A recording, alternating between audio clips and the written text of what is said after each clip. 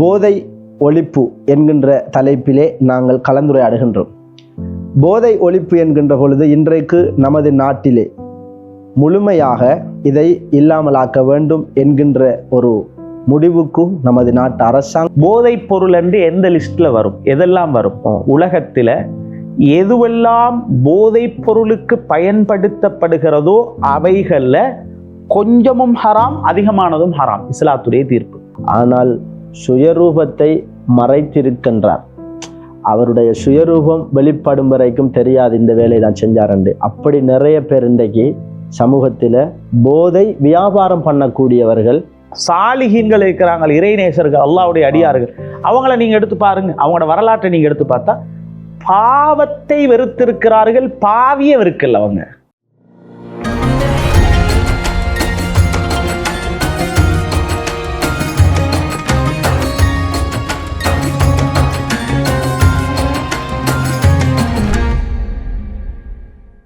அஸ்ஸலாமு அலைக்கும் வரஹ்மத்துல்லாஹி வபரகாத்துஹு. அன்புக்குரியவர்களே, அல் கௌசியாவின் அறிவின் வெளிச்சம் நிகழ்ச்சியின் வாயிலாக இன்னும் ஒரு கலந்துரையாடலிலே நாங்கள் சந்தித்திருக்கின்றோம். இன்றைய தினம் கண்ணியத்திற்குரிய உஸ்தாத் அஹ்மது சூஃபி மஹ்லரி ஹஸ்ரத் அன்னவர்கள் எம்மோடு எமது கலையகத்தில் இன்றைய நாள் வந்திருக்கின்றார்கள். இன்றைய தினம் மிக முக்கியமான ஒரு விடயம், அதாவது ட்ரக்ஸ், போதை ஒழிப்பு என்கின்ற தலைப்பிலே நாங்கள் கலந்துரையாடுகின்றோம். போதை ஒழிப்பு என்கின்ற பொழுது இன்றைக்கு நமது நாட்டிலே முழுமையாக இதை இல்லாமலாக்க வேண்டும் என்கின்ற ஒரு முடிவுக்கும் நமது நாட்டு அரசாங்கத்தினூடாக ஜாதி மத பேதமின்றி எல்லோராலும் இன்றைக்கு எதிர்க்கக்கூடிய ஒரு விடயம்தான் இந்த போதைப் பொருள் பாவனை என்பது. எனவே போதைப் பொருள் பாவனை அதிகரித்தும் வருகின்றது. இன்னும் ஒரு புறத்திலே இதை இஸ்லாம் ஏன் தடுக்கின்றது, இஸ்லாம் இதை நிறுத்துவதற்கான வழிமுறைகள் என்ன சொல்லுகின்றது, இஸ்லாத்திலே போதைப் பொருட்கள் என்றால் என்ன என்பது குறித்தெல்லாம் இன்ஷா அல்லாஹ் அலசி ஆராய்வதற்காக வேண்டி தெளிவான பதில்களை நமக்கு தெளிவுபடுத்துவதற்காக வேண்டி கண்ணியத்திற்குரிய உஸ்தாதன் அவர்களே, அஸ்ஸலாமு அலைக்கும். வலைக்கும் ஸலாம் வரஹ்மத்துல்லாஹி வபரகாத்துஹு.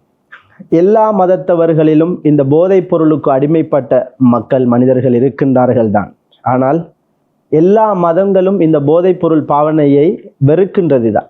எந்த மதத்திலும் போதைப் பொருள் பாவனை என்பது ஒரு மத கலாச்சாரமாக இல்லை என்று தான் கருதப்படுகின்றது. ஆனால் இஸ்லாத்திலே போதைப் பொருள் பாவனையை இஸ்லாம் தடுப்பதற்கான காரணம் என்ன, இதற்கு குர்ஆன் ஹதீஸ்களின் வாயிலாக சொல்லப்படக்கூடிய போதனைகள் என்ன என்பதை தெளிவுபடுத்துங்கள். பிஸ்மில்லாஹிர் ரஹ்மானிர் ரஹீம். அல்ஹம்துலில்லாஹ் வஸ்ஸலாத்து வஸ்ஸலாமு அலா ரசூலில்லாஹ் ஸல்லல்லாஹு அலைஹி வஸல்லம். அன்பார்ந்தவர்களே, நல்ல ஒரு மிக முக்கியமான தேவையான நாட்டுடைய நிலைமை, உலக நிலைமையிலே இன்று மிக அவசியமான எங்களுடைய பிள்ளைகளுடைய எதிர்காலங்களை பாதுகாக்க வேண்டிய ஒரு கட்டாய நிலைமையில் நாங்கள் இருக்கக்கூடிய மிக முக்கியமான ஒரு விடயம்தான் இந்த போதைப்பொருள் பாவனை என்பது, ட்ரக்ஸ் சம்பந்தமான விடயம். உண்மையிலே சொல்வதாக இருந்தால் இந்த போதைப்பொருள் பாவனை என்பது இஸ்லாத்தில் மாத்திரமல்ல, நீங்கள் சொன்னது போல எல்லா மதங்களும் இதை எதிர்க்கிறது. எந்த மதமும் அந்த மதத்தில் போதைப்பொருள் பாவனை நல்லது என்று எங்குமே சொல்லப்படவில்லை. அப்படி இருக்கும்போது தீனுல் இஸ்லாம், பரிசுத்தமான நம்முடைய மார்க்கம், இதை எந்த அளவு தடுக்கிறது என்று பார்க்கும்போது குர்ஆனிலே அல்லாஹு தாலா ஆரம்ப காலத்தில் நபிகள் நாயகம் ஸல்லல்லாஹு அலைஹி வஸல்லம் அவர்களுடைய காலத்தில், ஜாஹிலியா காலத்தில் போதைப் பொருள் ரொம்பவுமே ஒரு போதைக்கு அடிமையானவர்களாக கடுமையாக இருந்த காலம் அந்த காலம். அதாவது மதுபானம் என்பது அவர்களுடைய அந்த காலத்தில் இந்த காலத்தில் இருந்தது போல அல்ல. அவர்களுடைய காலத்தில் இருந்தது ரெண்டு விடயம்தான். ஒன்று பேரீச்சம்பழத்தினால் செய்யப்படக்கூடியது, இன்னும் ஒன்று திராட்சையினால் செய்யப்படக்கூடியது. இந்த ரெண்டாலையும் தான் அவங்க மதுபானம் செய்வாங்க. அந்த மதுபானத்தை தான் அவர்கள் அதிகமாக பயன்படுத்துவார்கள். அதனாலதான் குர்ஆன்ல ஹம்ரு அதிகமாக வரக்கூடியவாறு அது சாராயம் தான், மதுபானம். அதுதான் அந்த காலத்துல போதைக்கு பயன்படுத்தப்படக்கூடியது. இப்ப நல்லா விளங்கிக்கோங்க, நீங்க நாயகம் ஸல்லல்லாஹு அலைஹி வஸல்லம் இஸ்லாத்துல ஏதாவது ஒன்றை தடுக்கும் போது நேரடியாக தடுப்பாங்க. நேரடியான தடை, உதாரணமாக சிலை வணக்கம் கூடாது என்றால் அதை நேரடியாக இஸ்லாம் தடுத்திருக்கிறது. பெண்களுடன் விபச்சாரம் செய்யக்கூடாது என்பதை நேரடியாக தடுத்திருக்கிறது. களவெடுக்கக்கூடாது என்பதை நேரடியாக தடுத்திருக்கிறது. பொய் பேசக்கூடாது என்பதை நேரடியாக தடுத்திருக்கிறது. ஆனால் மது போதை பாவனையை மட்டும் இஸ்லாம் ஒரே அடி தடுக்கல. ஏன் காரணம் தெரியுமா? ஜாஹிலியா காலத்தில் அவ்வளோ பயன்படுத்தி கொண்டிருந்தாங்க. அவங்களுக்கு நேரடியாக அது உடனே உட முடியாத அளவுக்கு அது இருந்தது.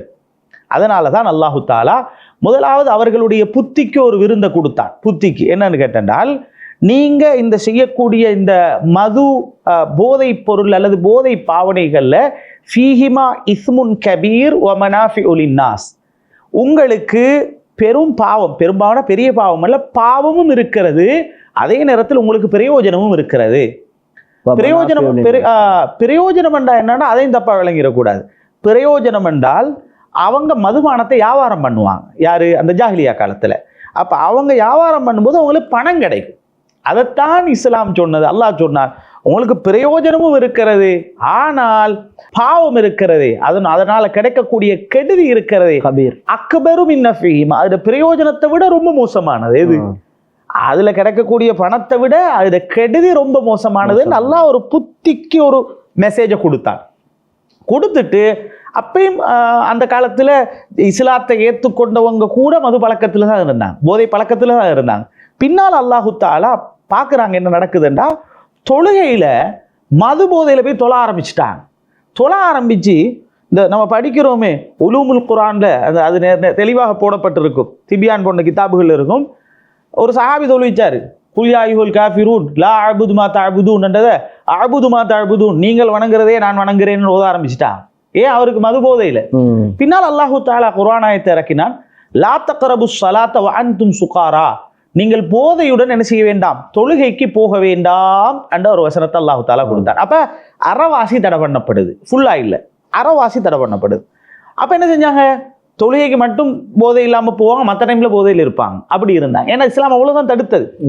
அதுக்கப்புறம் தான் அல்லாஹு தஆலா சையதுனா உமர் இப்னுல் கத்தாப் ரலியல்லாஹு தஆலா அன்ஹு தான் இதுக்கு சொன்னாங்க, ஒரு தெளிவான தீர்வு ரப்பு தரணும் என்று கேட்ட நேரத்துல தான் அடுத்த வசனம் வருகிறது, இன்னமல் ஹம்ரு வல் மைசிரு வல் அன்சாபு வல் அஸ்லாம் ரிஜ்சும் மின் அமலி ஷைத்தான் ஃபஜ்தனிபூஹு, இதெல்லாம் ஷைத்தான்ட வேலை, இதை முழுமையாக விட்டுருங்க என்ற வசனம் வந்ததும் எல்லா சஹாபிகளும் வீட்டுகளுக்கு போய் அவங்களோட வீடுகள்ல இந்த மது எல்லாத்தையும் எடுத்து ரோட்ல கொட்டினாங்க எல்லாரும்.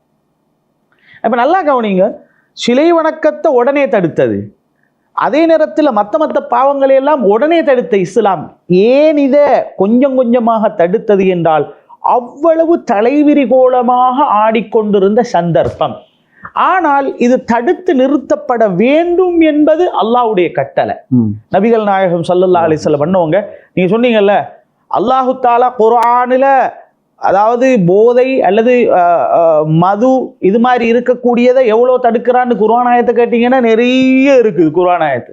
அப்ப இஸ்லாத்துல 40 கசேடி, அதாவது விபச்சாரம் செஞ்சா 100 கசேடி, அதாவது அவதூறு சொன்னா 80 கசேடி, அதே நேரத்தில் மதுபானம் அருந்தினால் 40 கசேடி கொடுக்கணும் என்ற ஒரு சட்டம் வகுக்கப்பட்டு கடுமையாக, நீங்க அதான் குர்ஆனில் நீங்க குர்ஆன் ஆயத்துகள் எவ்வளோ இருக்குது அதெல்லாம் கொஞ்சம் சொல்லுங்களேன்டா, இதுல எங்களுக்கு பேசி முடிக்க முடியாது, அவ்வளவு குர்ஆன் ஆயத்துகள் இருக்குது. கசையாடி அடிக்கப்பட வேண்டும் என்று சொல்லும் அளவுக்கு அந்த அளவுக்கு. ஏன்னா குர்ஆன்ல நீங்க எடுத்து பார்த்தீங்கன்னா மதுபானத்தை ஏன் அவ்வளவு தடுத்த காரணம் என்ன தெரியும், அவ்வளவு மதுபானம் மது போதை பாவனை இருந்தது.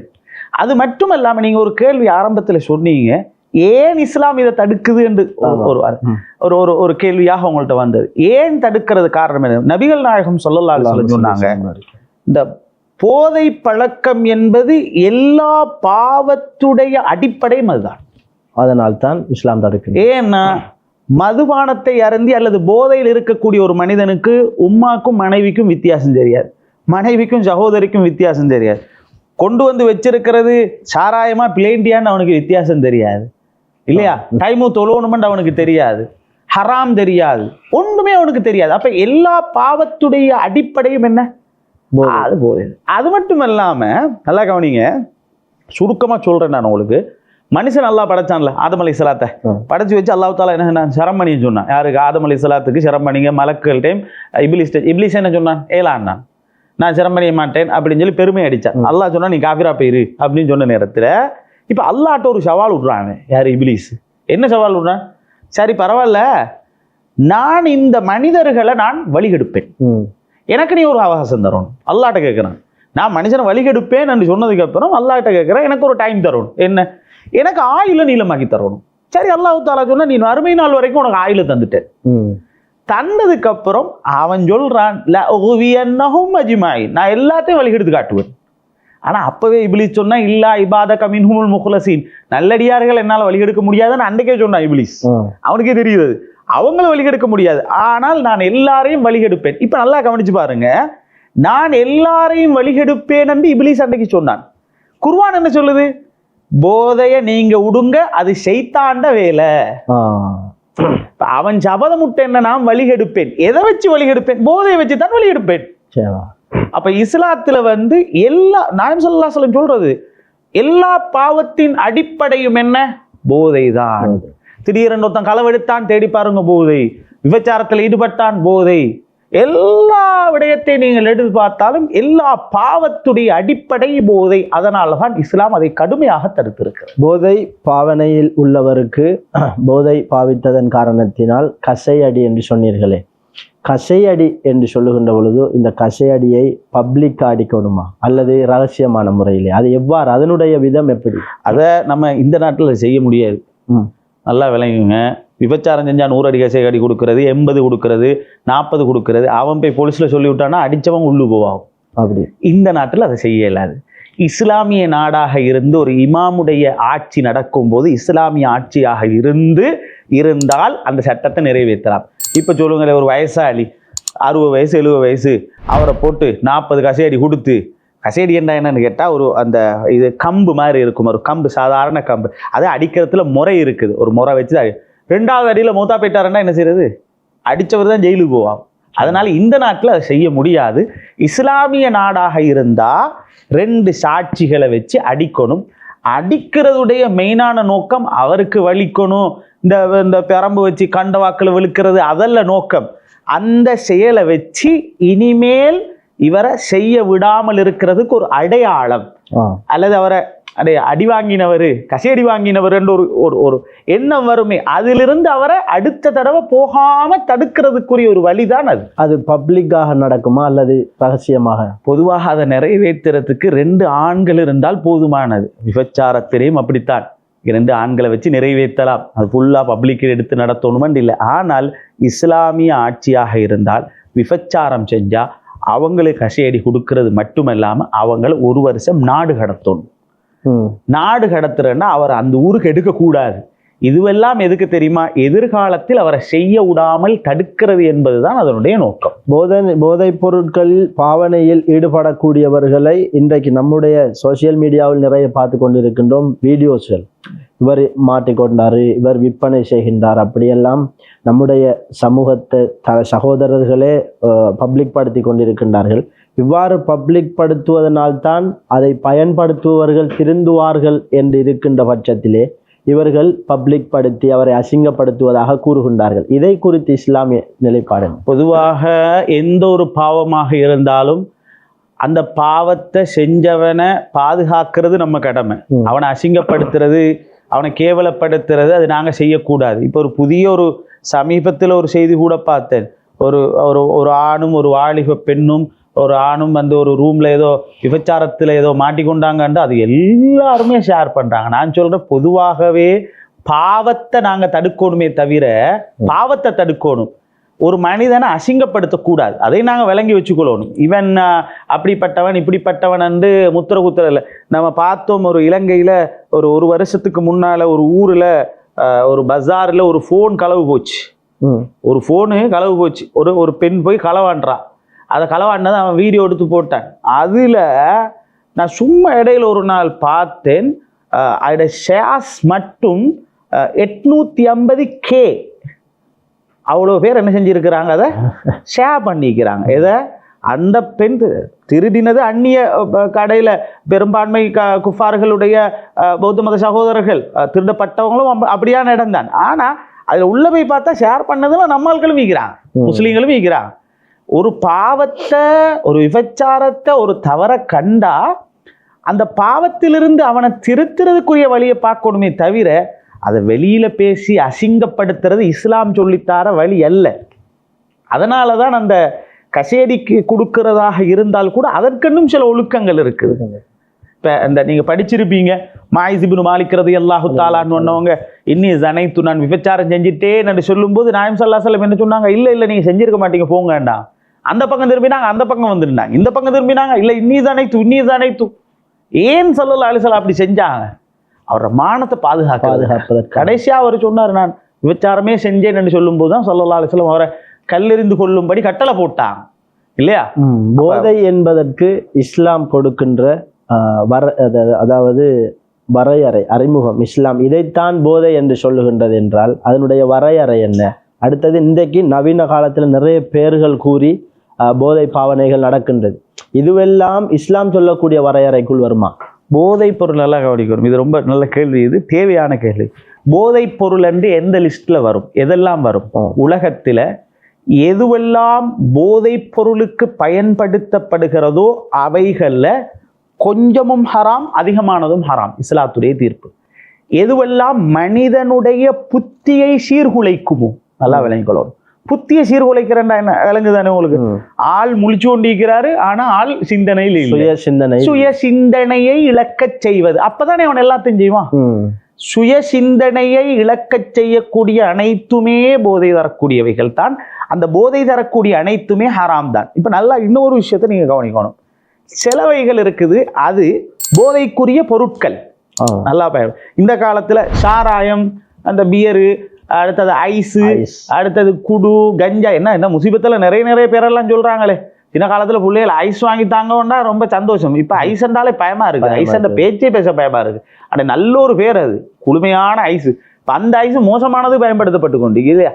அப்ப இவைகள் அனைத்தும் இப்ப சொல்லுவோமே, ஒருத்தனுக்கு ஐஸ் என்ன நமக்கு பார்த்தது கிடையாது, இருந்தாலும் நான் சொல்றேன், ஒரு ஒரு ஒரு ஒரு கரண்டியை வச்சு ஒரு கரண்டியை போட்டா தான் அவனுக்கு போதை வரும், அண்ட் அவனுக்கு கொஞ்சம் தொட்டாலாம் போதை வராது என்று இருந்தாலும் அதை தொட்டு நாக்கில் வைக்கிறதும் ஹராம் தான். ஏன் அது போதைக்கே உள்ள பொருள்.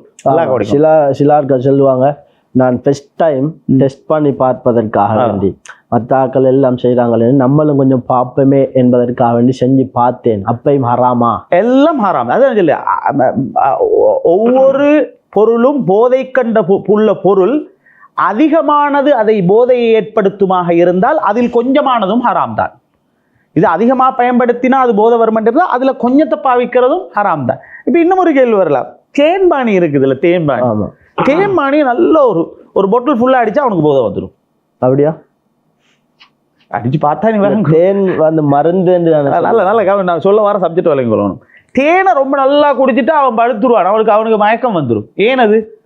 தேனை அப்படித்தான், எந்த ஒன்றும் அப்படித்தான். இப்போ சொல்லுவோமே, ஒரு இனிப்பான பெரிய ஒரு இதோட நல்லா இதாகிட்டா அப்ப இது கூடுதலாக குடிச்சா, தேம்பானியை கூடுதலாக குடிச்சா போதை வருது, அதனால கொஞ்சம் தின்றதும் ஹராமண்டு வருமா? இல்ல.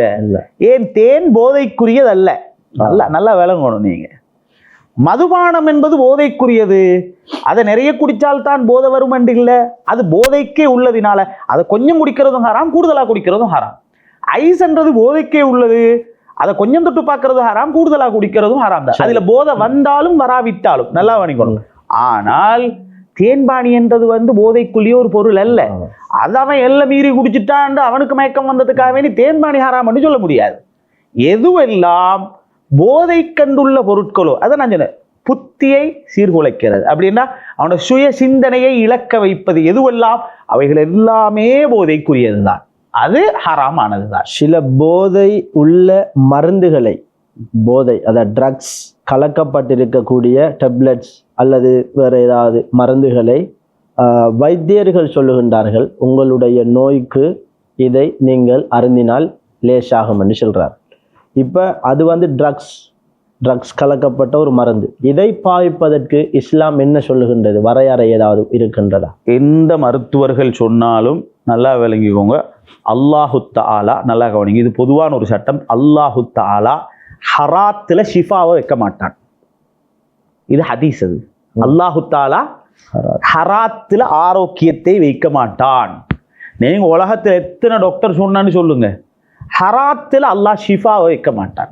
அதனால இதை பாவிச்சால் இந்த நோய்க்கு மருந்தாம், இதை பாவிச்சாம் அதில் போதை இருக்குதாம், இது அல்கஹால் இருக்குதாம், அதாம் இராம், இதை பாவிச்சா நல்லமாம், இந்த நோய்க்கு மருந்தாம் என்றால் அதெல்லாம் நாம் ஏற்றுக்கொள்ளவே கூடாது. இஸ்லாம் அதை சொல்லலை. நீங்கள் ஒரு சஹாபியோட வரலாறுல படிச்சிருப்பீங்கன்னு நினைக்கிறேன். நான் நினைக்கிறேன் ஜெயித் இப்னு அர்கம் என்ற சஹாபின்னு நினைக்கிறேன்.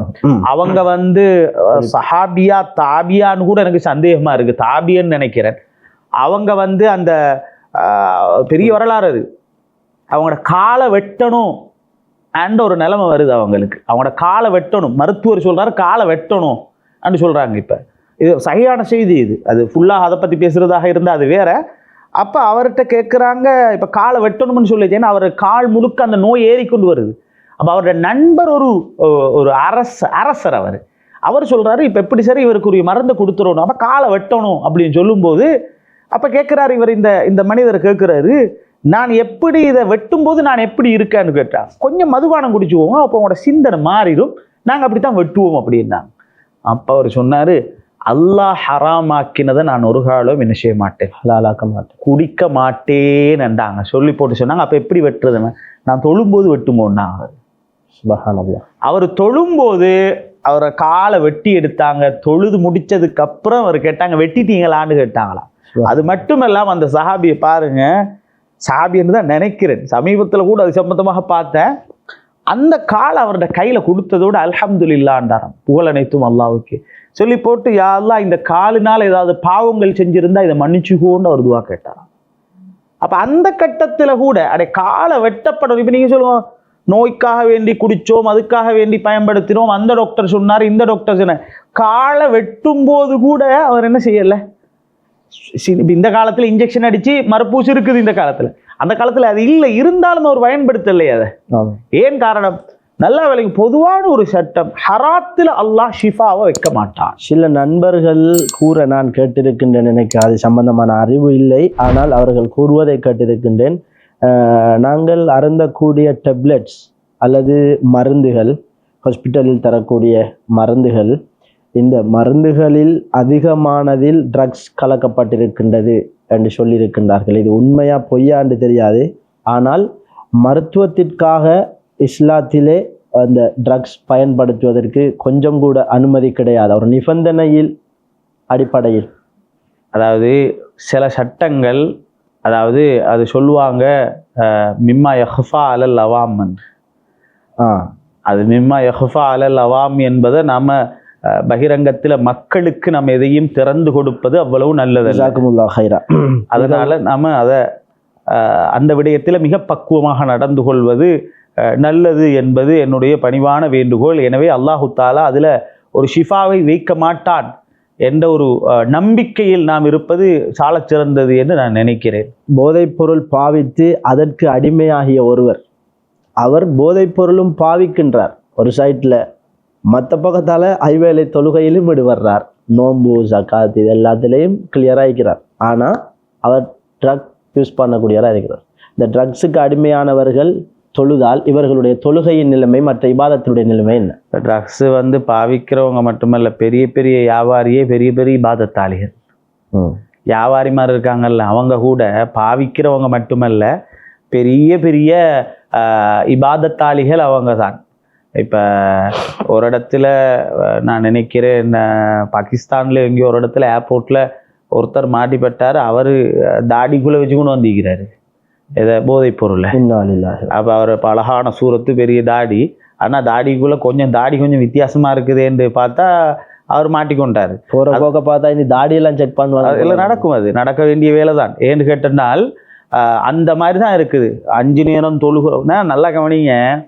முன்னாடி ஒரு காலம் இருந்தது, மதுபானம் தான் அந்த காலத்துல. நம்ம பக்கத்துல ஒருத்தர் வந்து உட்கார்ந்தா அவரோட நாத்தத்தை வச்சு கண்டுபிடிச்சிடலாம், இவன் குடிச்சிக்கிறான், நாத்தம் அடிக்குது. இந்த காலத்துல நாத்தமே இல்லை, நல்ல மனத்தோட உட்கார்ந்து இருக்கிறான். அவன் ரொம்ப நேரம் எங்களோட பேசினான், நான் பாட்டில் அவனோட பேசி கொண்டிருந்தேன். கடைசி பார்த்தா அவன் போதையோடு இருக்கிறான்னு எங்களுக்கு தெரியாம இருக்கிறது இல்லை. அந்த அளவுக்கு இன்றைக்கு அந்த மாதிரி இப்ப இந்த பயன்படுத்தக்கூடிய இந்த ஐஸு அது இது எல்லாத்துலேயுமே ஒரு துருநாற்றமோ ஒன்றுமோ இல்லாம எப்படி பாவிக்கிறான், பாவிக்கிறதுக்கு ஒரு டைம் எடுக்கணுமா, ஒன்றும் தேவையில்லை, லேசா அதை பாவிச்சுட்டு போகலாமன்ற அடிப்படையில் இருக்கு. நல்லா விளங்கிக்கோங்க. சுய சிந்தனையில் இழந்த நிலையில நோன்பு பிடிச்சா நோன்பு கூடாது, தொழுதால் தொழுகையும் கூடாது. நோன்புடைய காலங்களை நாங்கள் படிச்சுக்கிறோம். நோன்புடைய காலங்களில், பகல் காலங்களில் அவனுக்கு அதாவது அவனுடைய அது முகமா அழகி என்ற மயக்கம் ஏற்பட்டவன், போதையினாலேயோ எதனாலேயோ அவன் மயக்கம் ஏற்பட்டிருந்தால் அவனுடைய நோன்பு கூடாதுன்னு நாங்க படிக்கிறோமே இல்லையா? அப்ப ஏன் அவன் சிந்தனை இல்லாம இருக்குது அவனுக்கு. அப்ப சுய சிந்தனை இல்லாமல் அவன் நோன்பு பிடிச்சாலும் சரி வராது, சுய சிந்தனை இல்லாமல் 500 ரக்காத்து தொழுதாலும் வேலை இல்லை. ஏன்னா அவனோட புத்தி சரியா இருந்தா தானே அவனோட தொழுகை கூடும். அதனால அந்த களவெடுத்து போட்டு கள்ள வேலையை செஞ்சு போட்டு எவ்வளோ அமல் செஞ்சாலும் வேலையில். ஒரு செய்தி ஞாபகம் வருது எனக்கு. அதாவது இமாம் அஸ்மஇ என்ற ஒரு ஆள் இருந்தார், பெரிய ஒரு அறிஞர். அவர் ஒரு நஹ்வி. அவர் நஹ்வு சம்பந்தப்பட்ட கிதாபுகள் அவரை பற்றி நிறைய எழுதுவாங்க, அஸ்மஇ என்று. இவர் ஒரு நாள் பஜாரில் உட்கார்ந்து இருந்தாராம். இது நல்லா பொருந்தும், அதுக்குதான் நான் சொல்கிறேன். அவர் பஜாரில் உட்கார்ந்து கொண்டிருந்தாராம். உட்கார்ந்து கொண்டிருக்கும் போது திடீரென்று ஒரு வயசான ஒரு அம்மா ஒரு மாதளங்க தட்டொன்று எடுத்து தள்ள வச்சு அவள் வியாபாரம் பண்ணிட்டு போகிற ஒரு வயசாரி பின்னாடி ஒருத்தன் போனானா, போய்த்து ஒரு மாதளங்க தூக்கிட்டான். இதை யார் பார்த்தாரு? அஸ்மை பார்த்துட்டாரு. அது மாதளங்க களவாண்டினத்தோட இவர் என்ன செஞ்சார், இவனை பிடிச்சி இவனை கொஞ்சம் ஒரு அட்வைஸ் கொடுப்போம்னு சொல்லி இவனை பின்னாலே ஃபாலோ பண்ணிட்டு போகிறான். இவன் களவாண்டினத்தை பார்த்தாரு, அவன் அப்படியே எடுத்துகிட்டு போயிட்டு ஒருத்தனை சதக்கா கொடுத்துட்டு போயிட்டான். இப்போ இவருக்கு ரொம்ப என்னடா இது, நீ களவாண்டினா ஒன்று அவன் தின்னணும் அல்லது அவன் பொண்டாட்டி பிள்ளை கொடுக்கணும் அல்லது அதை விற்று காசு ஆக்கணும், சதக்கா கொடுத்துட்டு போகிறான். அவனை கைக்கிட்டால போய் பிடிச்சாங்க. பிடிச்சி கேட்டாங்க, நீ மாதளங்க களவாண்டினதையும் பார்த்தேன், அதை சதக்கா கொடுத்ததையும் பார்த்தேன், நீ யார், என்ன செய்கிறேன்னு கேட்டா. அவங்க என்ன, நீ யாருண்டு? நான் தான் அஸ்மை என்றா. அப்படியா, நீ என்னடா செய்கிற இதுன்னு கேட்கும்போது, இல்லை அல்லாவோட ஒரு பிஸ்னஸ் பண்ணுறேன் அப்படின்னா. ஏன்னா அல்லாவோட பிஸ்னஸ் பண்ணுற அளவுக்கு என்ன, நீ என்ன செய்கிற? இல்லை உங்களுக்கு தெரியாத மார்க்கம் இல்லை, இருந்தாலும் நான் சொல்கிறேன், ஒரு பாவத்தை செஞ்சால் எத்தனை பாவம் எழுதப்படும் அப்படின்னு கேட்டேன். 1க்கு 1. ஒரு சதக்கா கொடுத்தா 1க்கு 10 இல்லையா?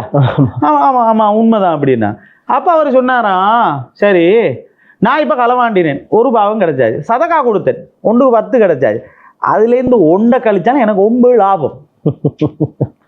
அஸ்மை பார்த்தாரு, என்னடா இது இப்படி ஒரு வம்பேன் அப்படின்னு சொல்லி போட்டு சொன்னானா, உன்ட பிஸ்னஸ் சரி இல்லை, உன்ட பிஸ்னஸ் செல்லுபடி ஆகாது அப்படின்னா சொல்லி போட்டு சொன்னா, உனக்கு நல்ல ஒரு உதாரணம் சொல்ல வேணாம். அண்ட் அஸ்மை சொன்னாரா ரஹிமஹுல்லா, அவர் சொன்னாரா, உனக்கு உதாரணம் என்ன தெரியுமா, நீ மலங்கழிச்சிட்டு போட்டு சிறுநீரால மலத்தை கழிக்கின மாதிரி, நீ மலங்கழிச்சு போட்டு சிறுநீரால என்ன செஞ்சவன போல மலத்தை சிறுநீரால கழினா சுத்தமாகுமா, அத மாதிரிதான் உனக்கு. அதனால போதைப் பொருளை பயன்படுத்தி கொண்டு தொழுதும் வேலை இல்லை, போதைப் பொருளை வியாபாரம் பண்ணி போட்டு 40 ஹஜ்ஜி 400 உம்ரா 40 மாடருத்து குர்பான் அப்படியெல்லாம் நடக்குது. 40 குமரியுடைய கல்யாணம் முடிச்சு வைக்கிற இதெல்லாம் எதுல இருந்து செய்யறாரு? இந்த ஹராமான பணத்திலிருந்து தான் செய்யறாரு. மலத்தை கழித்து விட்டு சிறுநீரால் சுத்தம் செய்தவன். முக்கியமான ஒரு விடயத்தை தொட்டு விட்டீர்கள் ஹஸ்ரத் அன்னவர்களே. என்னவென்று சொன்னால், போதை பழக்கம் இல்லை, போதை பொருள் பாவனை எதுவும் கிடையாது, மிச்சம் டீசெண்டாக நடக்கக்கூடிய ஒருவர், ஆனால் சுயரூபத்தை மறைத்திருக்கின்றார். அவருடைய சுயரூபம் வெளிப்படும் வரைக்கும் தெரியாது இந்த வேலையை தான் செஞ்சாரண்டு. அப்படி நிறைய பேர் இன்றைக்கு சமூகத்தில் போதை வியாபாரம் பண்ணக்கூடியவர்கள் நிறைய சமூக சேவையாகவும் அல்லது மார்க்க சேவையாகவும் நிறைய செய்து கொண்டிருக்கின்றார்கள். அவர்களுக்கெல்லாம் ஒரு ஒரு ஒரு பதிலாக, ஒரு படிப்பினையாக நீங்கள் சொல்வது அமையட்டும் என்று நான் விரும்புகிறேன். அதுதான் நான் அதை அவங்கெல்லாம் செஞ்சு கொண்டு இருக்கிற வேலை நான் அவங்க நினைக்கக்கூடாது. நாம் சதக்கா கொடுத்ததினால, உம்ரா செய்ய போனதினால, உம்ரா செய்ய அனுப்பினதினால, மதரசாக்களை கட்டி வைக்கிறதுனால, பள்ளி ஒன்றை கட்டி கொடுக்கறதுனால இதெல்லாம் அவங்க நினைக்கக்கூடாது. நாம் இந்த ஹராத்தை செஞ்சு கொண்டு மக்களை ஹராமான வழியில் கொண்டு வைத்து ஹராமான இந்த பிஸ்னஸை செஞ்சு கொண்டு ஹராமாக மக்களை எல்லோரையும் வழிகெடுத்து கொண்டு போதைக்கு அடிமையாக்கி கொண்டு இருக்கக்கூடிய இது இவங்களோட சதக்காக்களின் மூலமாக அமல்களின் மூலமாக அதை தட்டுண்டு போயிரும் என்று மட்டும் நினைக்கக்கூடாது. அதான் மலத்தை கழிச்சிட்டு சிறுநீரால் சுத்தம் செய்தவர்களை போல அவர்கள் போதையோடு சம்பந்தப்பட்டவர்கள், போதை விற்பவர்களாக இருக்கட்டும், போதை பாவிக்கக்கூடியவர்களாக இருக்கட்டும், இந்த போதையை உருவாக்கக்கூடியவர்களாக இருக்கட்டும், எப்படியானாலும் இந்த போதைக்கு உதவி செய்யக்கூடியவர்களாக இருந்தால் எப்படியானாலும் இதனுடைய விபரீதங்கள் குறித்து இஸ்லாத்திலே இதனுடைய விபரீதங்கள் குறித்து சொல்லுங்கள்.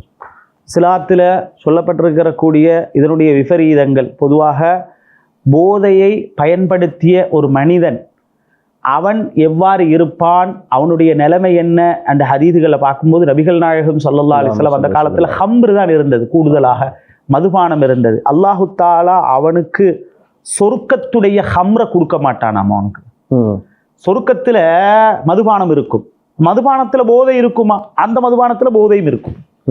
ஆனால் அது சொர்க்கத்தில் அல்லாஹ் ஹலாலாக்கி. ஏன் தெரியுமா, அந்த மதுபானத்துல அல்லாஹு தாலா போதை வச்சாலும் அங்க அந்த சண்டை சச்சரவண்டு ஒன்று இருக்காது.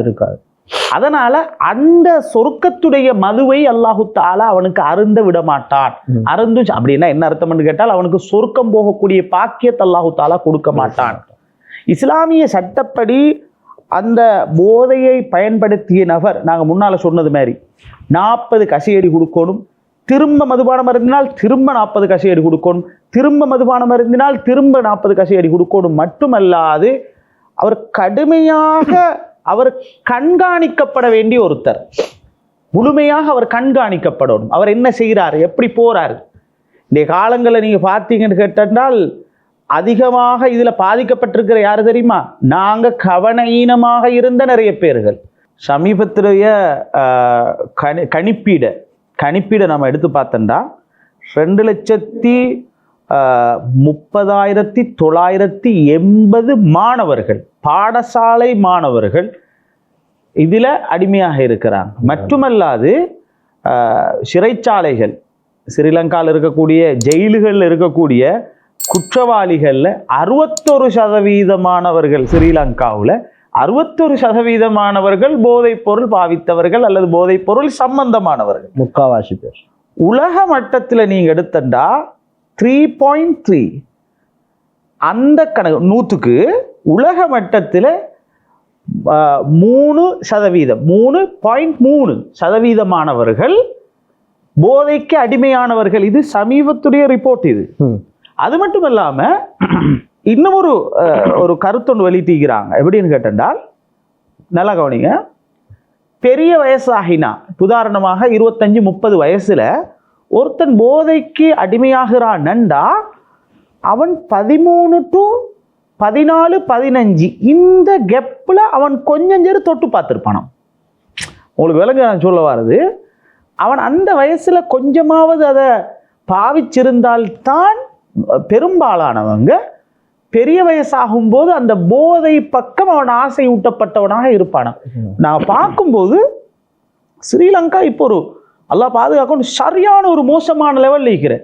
பாடசாலைகளுக்கு உள்ளே அனுப்ப பயம், இவ்வளவு பேரும் போதைக்கு அடிமையாக இருக்கிறாங்க. சமீபத்தில் ரிப்போர்ட் இது என்னன்னு சொன்னா, போதை பொருள் பாவனை என்பதை எந்த அளவுக்கு ரகசியமாக மேற்கொள்ள முடியுமோ அவ்வளவுக்கு ரகசிய வழிமுறைகளை அப்டேட் பண்ணிட்டே இருக்கிறான்.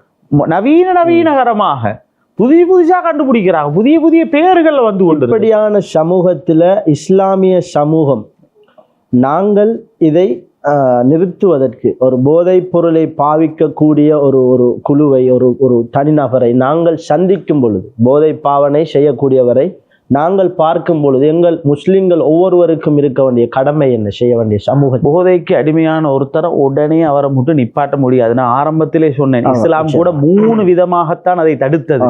அதனால அவர் உடனே தடுத்து நிறுத்த முடியாது. அவருக்குரிய வேலை, அவரை நீ ஒன்ன நான் இனிமேல் நீ என்னோட பேசாத, தூரமாயிரு அப்படின்னு சொன்னா அவன் இன்னமுமே நாசமாத்தான் போவான். அவனை கூப்பிட்டு முடிஞ்ச அளவு அவனை அரவணைச்சு அவனை உட்கார வச்சு, உதாரணமா சொல்லு, ஒரு உம்மா வாப்பாக்கு ஐஸ் போதை பாவனை மகனுக்கு இருக்குது என்று தெரிஞ்சா என்ன செய்யணுமா, அவனை ஒரு ரூம்ல அடைச்சி வைக்கிறதும் வழியா. அப்படியா? அதுதான் அதுக்குரிய முறை. அவனுக்குரிய முதல் ட்ரீட்மெண்ட் அவனுக்குரிய முதல் உதவி அதுதானா. உம்மா வாப்பாவே தன்னுடைய மகன் ஐஸ் அடிக்கிறது அல்லது ஏதாவது போதைப் பொருள்களுக்கு அடிமையாக இருக்கிறதை தெரிந்தும் கணக்கெடுக்காமல் இருக்கின்றார்கள். இப்படி இருக்கின்ற போது ஒரு குடும்ப பற்றுள்ளவரோ அல்லது சமூக பற்றுள்ளவரோ அவனை அந்த போதை பழக்கத்திலிருந்து மீட்டெடுப்பதற்கு என்ன செய்ய வேண்டும்? நவீன இப்ப எங்களுக்குள்ள வரிகள் நிறைய இருக்கு. மார்க்கம் என்று பார்த்தா அவருக்கு உபதேசம் செய்யறதுதான், அவருக்கு மார்க்கத்துடைய விஷயங்களை சொல்லி கொடுக்கணும். ஆனா போதையில இருக்கிறவன் உபதேசம் பண்ணி வேலை இல்லை. ஆனால் இந்த காலத்தில் இப்ப அரசாங்கம் கூட எங்களுக்கு ஒரு வழியை தந்திக்குது. என்னன்னு கேட்டனால், அப்படிப்பட்டவங்க இருந்தா அவங்களை ஒதுக்கவானம், அவங்களை கொண்டு வாங்க, அவங்களுக்கு ஒரு ட்ரீட்மெண்ட் எங்கள்கிட்ட இருக்குது, மருத்துவம் இருக்குது. இஸ்லாம் மருத்துவ வழியை காட்டி தந்து மருத்துவம் செய்யலாம்.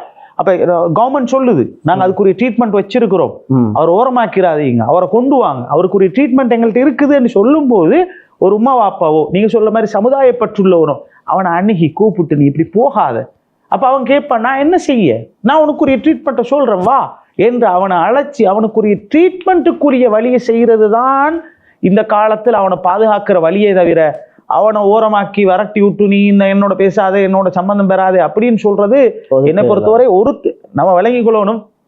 சாலிஹீன்கள் இருக்கிறாங்க, இறைநேசர்கள், அல்லாஹ்வுடைய அடியார்கள், அவங்கள நீங்க எடுத்து பாருங்க, அவங்களோட வரலாற்றை நீங்க எடுத்து பார்த்தா பாவத்தை வெறுத்திருக்கிறார்கள், பாவிய வெறுக்கல. அவங்க பாவிய அரவணைச்சாங்க, பாவிய கிட்டவாக்கி கொண்டாங்க, வா என்னோட இரு என்னோட தொழு. வேற ஒரு வரலாற்றை நீங்க படிச்சிருப்பீங்க, இப்ராஹிம் இப்னு அதுகம் ரலியல்லாஹு தஆலான்னு அல்லது மாலிக் இப்னு தீனார் 2 பேர்ல ஒருத்தர் அவங்களோட வீட்டுக்கு ஒரு கள்ளன் இறங்கினான்.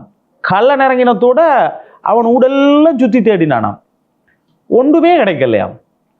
ஒன்றுமே கிடைக்கலாம் இருக்கும்போது அவனை கூப்பிட்டு அவன்கிட்ட கேட்டான், என்னடா ஒன்றுமே கிடைக்கல மாட்டிக்கிட்டோமே, நம்ம இனி நம்ம ஊர்ல கள்ளன் ஒன்று கிடைச்சா என்ன செய்யுது, அவனை போட்டு பாடாப்படுத்தி வீடியோ எடுத்து ஃபேஸ்புக்கில் போட்டு எல்லாம். இவர் என்ன செஞ்சாங்க, அவனை வச்சு நல்ல உபதேசம் செஞ்சு தஹஜ்ஜத்துக்கு வீட்டுல தொலை வச்சுட்டு சுபகு பள்ளி கூட்டு போனாங்க. யாரு கல்லனை. அப்பதான் மக்கள் கேட்டாங்களாம், என்ன கல்லனோட வாரீங்க, ராவ எங்க இறங்கிட்டா அந்த மாதிரி சொல்லுவாங்கல்ல, நீங்களும் சேர்ந்து அவனோட வாரீங்க. அவங்க சொன்னா இவர் எங்கள்கிட்ட களவாண்ட வந்தாரு, நான் அவரை களவாண்டிட்டேன்டாராம். அப்படின்னா என்ன அர்த்தம், பாவியை வெறுக்கல்ல, பாவத்தை தான் வெறுத்தாங்க. பாவியை ஓரமாக்கல்ல, பாவியை அரவணைச்சாங்க, வா கிட்டவா உனக்குரிய வழிகளை சொல்லித்தாரு. இந்த காலத்தில் அவனுக்கு உபதேசம் செய்து அரசாங்கம் சொல்லுது இல்ல, ட்ரீட்மெண்ட் இருக்குது, வாங்க நோயாளிகளை கொண்டு வாங்க, ட்ரக்ஸுக்கு அடிமையானவங்களை கூட்டுவாங்க, நாங்க அதுக்குரிய வழியை செய்வோம் என்றால் அந்த வழியில இந்த ஃபேஸ்புக்கில் எடுத்து போடுறது, வீடியோ எடுத்து அவனை அசிங்கப்படுத்துறது, ஊரெல்லாம் சொல்லி திரிகிறதல்ல, ரகசியமாக அவனை பாதுகாக்கிற வழி என்ன, அதைத்தான் நாம செய்யணும். அது இஸ்லாமியர்களுக்கு காட்டித்தர வழி, அதுதான் அவனை அசிங்கப்படுத்துறதல்ல, ட்ரீட்மெண்ட்டுக்குரிய வழியை. போதைப் பொருள் பாவனை என்பது மிக பெரும் பாவங்களில் ஒன்று என்று பேசப்படுகின்றது, அது குறித்து என்ன சொல்கின்றது? பெரும் பாவங்கள் என்று வரும்போது அதில் அது வராது. நல்ல வேலைங்க, பெரும் பாவங்கள் என்று இஸ்லாம் சொல்லி வச்சுக்குது. இது கொலை செய்கிறது, தற்கொலை, சூனியம், பொய்ச்சத்தியம், பெற்றோர்களை மாறு செய்து அவங்களை கஷ்டப்படுத்தி அவங்களுக்கு அநியாயங்கள் செய்து, இது போன்ற பெரும்பாவங்கள் என்று ஒரு லிஸ்ட் இருக்கு. அல்லாஹ் தஆலா அதை நாடினாலே தவிர அவன் மன்னிக்க மாட்டான் என்று சொல்லப்படக்கூடிய சிறு அந்த லிஸ்ட்ல இது வராது. ஆனால் எல்லா பாவங்களுடைய அடிப்படை போதை. அந்த அப்படி சொல்லப்பட்டிருக்கு ஹதீஸ்ல. அதை அந்த எல்லா பாவங்களுடைய ஹெட் எது, போதை என்று ஹதீஸில் சொல்லப்படும். இந்த போதை பொருள் பாவனை இஸ்லாத்திலே தடுக்கப்பட்டு இருப்பதை போன்று ஏனைய மதங்களிலும் தடுக்கப்பட்டிருக்கின்றதை நாங்கள் உணர்கின்றோம். இந்த போதை பொருள் பாவனையினால் மக்களுக்கு மத்தியிலே ஏற்படுகின்ற பிரச்சினைகள் எந்த அளவுக்கு என்று சொன்னால், ஒரு ஆண் அவருடைய போதை பழக்கத்தின் காரணத்தினால் அவருடைய குடும்பத்தில் அவருடைய திருமண பிரச்சனைகள் வருகின்றது, அவருடைய பிள்ளைகளை கவனிக்காத பிரச்சனைகள் வருகின்றது. இந்த பிரச்சனைகளின் காரணத்தினால் ஒரு மனைவி தன்னுடைய கணவனை தலாக் விடுவதற்கு அனுமதி இருக்கின்றதா? தலாக்கு விடுவது மட்டுமல்லாமல் நீங்கள் சொல்கிற மாதிரி இப்போ இது எந்த அளவுக்கு பிரச்சனையாக மாறிக்குதுன்னா, நிறைய டிவோர்ஸுக்கு காரணம் எல்லா மதத்திலையும் நான் சொல்லுகின்றேன். டிவோர்ஸ் பண்ணுறது மட்டுமல்ல, அதிகமான டிவோர்ஸ் நடக்கிறதுக்கு காரணமே இப்போ போதையாத்தான் மாறிக்குது. நிறைய பிரச்சனை என்னன்னு கேட்டால் ஆண்மை இல்லாமல் போகுது. மெயினாக இந்த ஐஸ் போன்ற போதைப் பொருள்களே அதில் முதலாவது பிரச்சனை என்ன தெரியுமா, அவனுக்கு கொஞ்ச நாள் ஆண்மை இல்லை. அந்த மாதிரி ஒரு பிரச்சனை வந்தால் கட்டாயமாக அவளுக்கு நிறைய மார்க்கத்தில் அனுமதி இருக்குது, கணவரை விட்டும் பிரியறதுக்குரிய அனுமதி இருக்கிறது. நல்ல விலைக்கும் நிறைய பணக்கார குடும்பங்கள்ல கூட நிறைய பேர் என்ன செய்யறாங்கன்னா, கல்யாணம் முடிச்சுட்டு ஃபர்ஸ்ட் நைட்ல மனைவி ரூம் அவுட்டு வெளியே வந்துடுறா. இவர்கிட்ட ஆண்மை இல்லை. ஏன் காரணம், இவர் வெளிநாட்டில் இருந்தார், போதைக்கு அடிமையாக இருந்தார். முன்னால் நான் சொன்னனே மதுபானம் சாராயங்களே, அது எல்லாத்தையும் விட மோசமானது தான் இப்போ வைத்து கொண்டு இருக்கக்கூடியது. நாத்தம் இல்லை, ஆனால் ரொம்ப மோசமானது. மதுபானம் அந்த காலத்தில் நாத்தத்தோடு இருந்தது, அதெல்லாம் இப்போ இருக்கிறது. நிறைய பேர்கள் ஆண்மை இல்லாமல் இருக்கிறாங்க, புள்ளப்பாக்கியம் இல்லை அவங்களுக்கு. டாக்டர்மார் சொல்கிறாங்க. ஏன் காரணம் தெரியுமா, இதுக்கு அடிமையாக இருக்கிறாங்க. இப்படியான இல்லை அதில் நீங்கள் சொன்ன விஷயம் என்னன்னு கேட்டால், அதாவது மனைவிக்கு இவரை டிவோர்ஸ் பண்ணேலுமா அண்டு வரும்போது முடியும். காரணம் போதை பழக்கம். போதை பழக்கம் என்றால் பொதுவாக அவக்கு கணவனிடத்துல ஒரு சின்ன குறை கண்டாலும் மார்க்கத்தில் அனுமதி இருக்கு. எந்த அளவுக்குன்னு கேட்டனால் இஸ்லாத்தில் அதாவது இந்த சொல்லுவோம்ல, நாத்தமுடையவராக இருந்தால் கூட அவருக்கு என்ன செய்யலாம், தலாக்கு அல்லது ஃபஸ்ஹு ஏதாவது ஒன்று செய்யலாமா. அந்த அடிப்படையில் பார்க்கும்போது இது பாவம், மோசமான பாவம். ஆண்மை இழக்க செய்யக்கூடிய மனைவிக்கும் மகளுக்கும் வித்தியாசம் தெரியாத அளவுக்குள்ள ஒரு முசீபத்தை இது.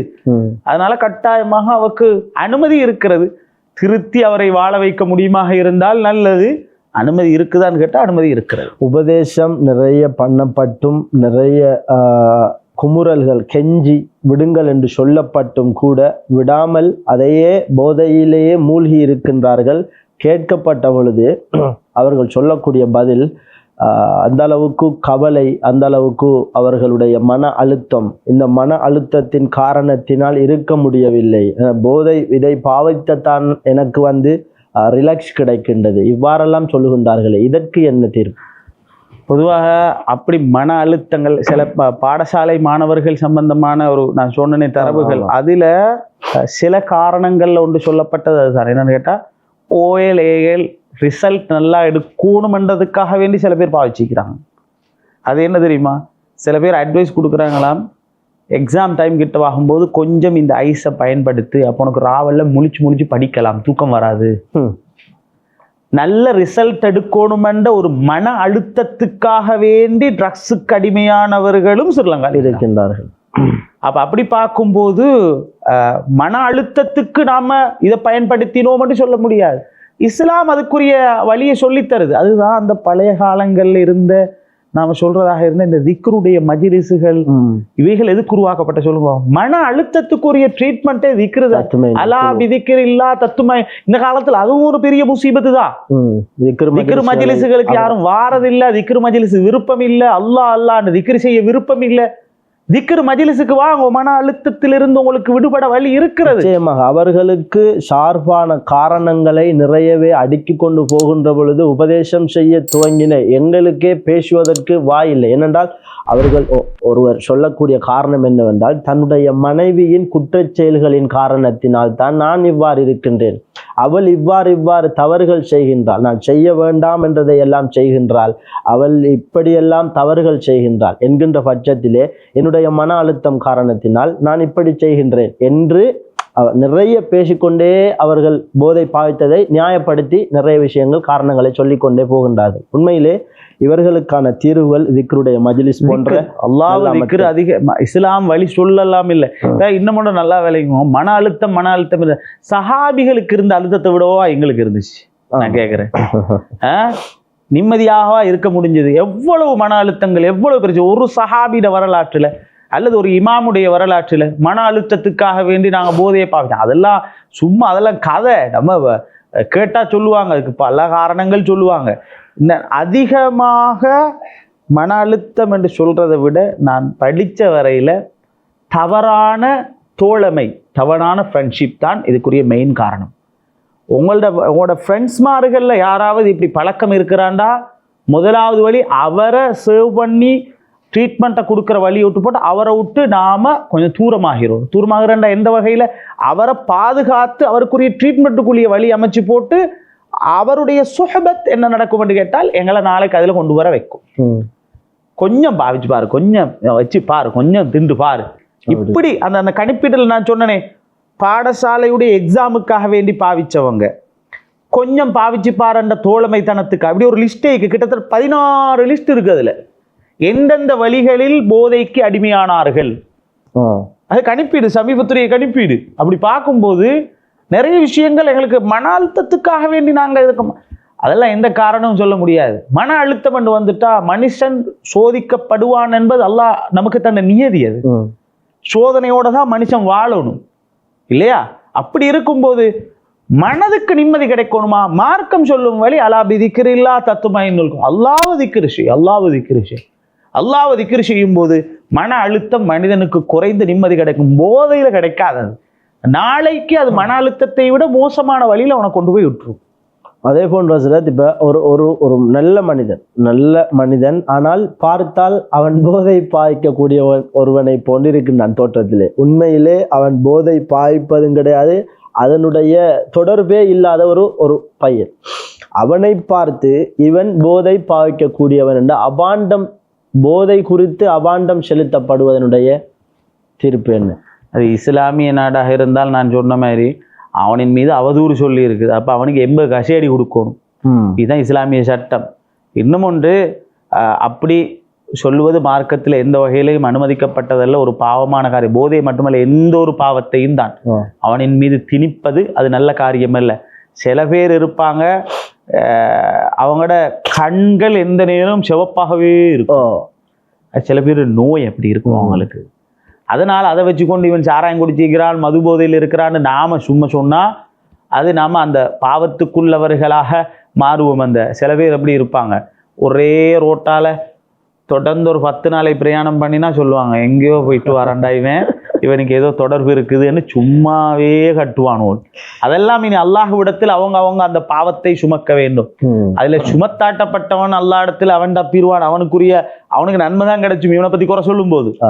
அதே நேரத்துல அந்த அவதூறை சொன்னவர்கள் அல்லாஹ் இடத்துல பதில் சொல்லி ஆக வேண்டும். பொதுவாக இஸ்லாத்திலே போதை என்றால் என்ன, போதையினுடைய இழிவுகள் என்ன, போதை பாவங்களில் எந்த அந்தஸ்தில் இருக்கின்றது, போதையினுடைய சமூக விளைவுகள் விபரீதங்கள் என்ன என்பதையெல்லாம் தற்பொழுது கண்ணியமான எங்களுடைய அஹ்மது சூஃபி மஹல்லரி ஹசரத் அன்னவர்கள் நமக்கு சொல்லி தந்திருக்கின்றார்கள். நேர்களே, இன்னும் ஒரு முக்கியமான விடயத்தை ஹசரத் அன்னவர்களிடத்திலே நாங்கள் கேட்கின்றோம், மிக அவதானமாக கவனித்துக் கொள்ளுங்கள். போதை பாவனையில் இருந்து ஒருவர் மனம் திருந்தி அவராகவே கவலைப்பட்டு அவருடைய சுயமாகவே அவர் திருந்த வேண்டும் என்று நாடுகின்றார். போதை பாவனையிலிருந்து மீளுவதற்கு நாடுகின்றார். இவருக்கான இஸ்லாமிய மற்றும் சமூக வழிமுறை என்ன, இவருக்கான தௌபா வழிமுறை என்ன? அவர் அப்படி திருந்தி வர நினைக்கும் போது நிச்சயமாக அவருக்குரிய வழி இஸ்திக்ஃபார் தான். அல்லாஹு தாலா ஒரு மனிதன் பாவத்தை வருந்தி திருந்தி அழுது அல்லாஹ்விடத்தில் மன்னிப்பு கேட்டால் மன்னிக்காத பாவம் எதுவுமே கிடையாது. அல்லாஹு தாலா மன்னிப்பான். அவருக்கு வழிகாட்ட வேண்டிய வழி, நீங்க இஸ்திக்ஃபார் செய்யுங்க, தௌபா கேளுங்க, அல்லாஹு தாலா உங்களை மன்னிப்பான் என்ற ஒரு நம்பிக்கையில அவருக்கு நாங்க அந்த நம்ம சொல்லுவோம், எல்லாரும் சொல்ற அந்த செய்தி தானே, 100 கொலையை பண்ணி நம்ம கூட அல்லாஹு தாலா மன்னிச்சுட்டான். அந்த அடிப்படையில நீங்க அப்படியெல்லாம் இல்லை, இன்ஷா அல்லாஹ் உங்களுக்குரிய மன்னிப்பை தருவான் என்று தௌபாவின் பக்கம் அவரை ஆர்வம் காட்டி ஆசை காட்டி ஒரு கொஞ்ச நேரம் அல்லாஹ்வுடைய ஹஷியத்துல பயத்துல அழுதா கூட அல்லாஹு தாலா அவனை மன்னிப்பான். அந்த ஒரு ஹதீஸ் வருமா இல்லையா, புகாரில ஒரு ஹதீஸ் வரும், ஒரு பசுந்தான ஹதீஸ். அதை சொல்லி நம்ம முடிச்சுருவோம். என்னன்னு கேட்டால் அது ரொம்ப முக்கியமான, அதனால பொருத்தமாக இருக்கும். அது என்னன்னு கேட்டால், ஒரு மனிதன் என்ன செஞ்சானா, புகாரில வருது, முன்னால காலத்துல வாழ்ந்தவங்க நபிகள் நாயகம் ஸல்லல்லாஹு அலைஹி வஸல்லம் சொல்றாங்க, இவன் நிறைய பாவம் செஞ்சானாம், பாவம் மட்டும்தான் செஞ்சானாம். அவன் அவ்வளவு பாவி. முன்னால காலத்துல ரசூலுல்லாஹ்வுடைய காலத்து முன்னால காலத்துல வாழ் அவன் கடைசி கட்டமாகும் போது புள்ளகளை கூப்பிட்டாராம். புள்ளகளை கூப்பிட்டு வசியத்து செஞ்சாராம். வசியத்து செஞ்சு, நான் மூத்தா போனா என்னை துண்டு துண்டா வெட்டுங்க, வெட்டி என்ன பத்த வைங்க, நெருப்பு வச்சு என்ன சாம்பலாக்குங்க, சாம்பலாக்கி இந்த சாம்பல் எடுத்து கொண்டு போய் எல்லா இடத்துலையும் வீசி விடுங்க, இந்த சாம்பல் ஒரு துண்டு கூட அல்லாஹ்வுக்கு கிடைக்கக்கூடாது அப்படின்னு சொல்லி, சரி அவர் மூத்தா போனதுக்கு அப்புறம் அதே மாதிரி வெட்டி சாம்பலாக்கி கொண்டு வீசி விட்டாராம். வீசி விட்டதுக்கு அப்புறம் இப்ப இவர நோக்கம் என்ன, அல்லாஹ்வுக்கு ஒரு துண்டு கூட கிடைக்கக்கூடாது, அல்லாஹ் தாலாவுக்கு அவனை சேர்க்கிற பெரிய வேலைகளை அல்லாஹ் அவனை பர்ஸக்ல ஒன்று சேர்த்துட்டானாம். ஒன்று சேர்த்து நபிகள் நாயகம் ஸல்லல்லாஹு அலைஹி வஸல்லம் புகாரில வருது. அப்ப கேட்டா, நீ ஏன்டா இப்படி செஞ்ச?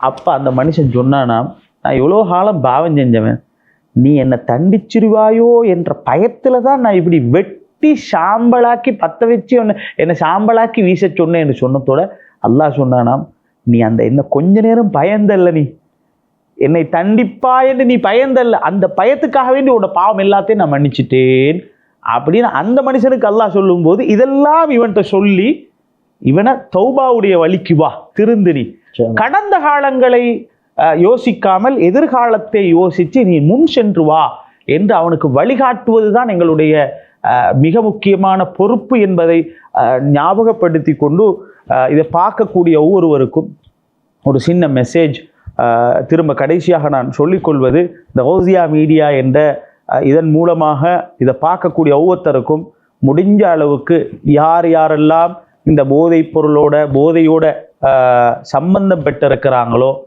அவங்க இப்பதான் ஆரம்பம், இப்பதான் அந்த தொடர்புகள் ஏற்படுதுன்னா கட்டாயம் அவங்கள பாதுகாக்கலும், கட்டாயம் பாதுகாக்கலும்.